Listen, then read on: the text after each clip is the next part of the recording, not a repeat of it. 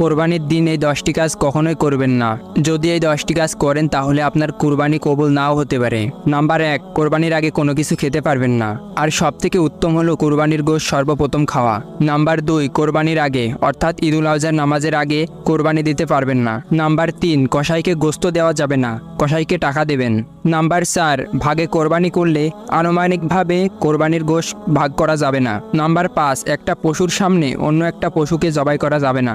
Number 6, পশুকে বেঁধে ফেলে রেখে ছুরি ধার দেবেন না বা অন্য কোনো কাজ করবেন না। নাম্বার 7, কোরবানি দেওয়ার পরে পশু যতক্ষণ নড়াচড়া বন্ধ না করবে ততক্ষণ চামড়া বা পায়ের সেরা কাটা যাবে না।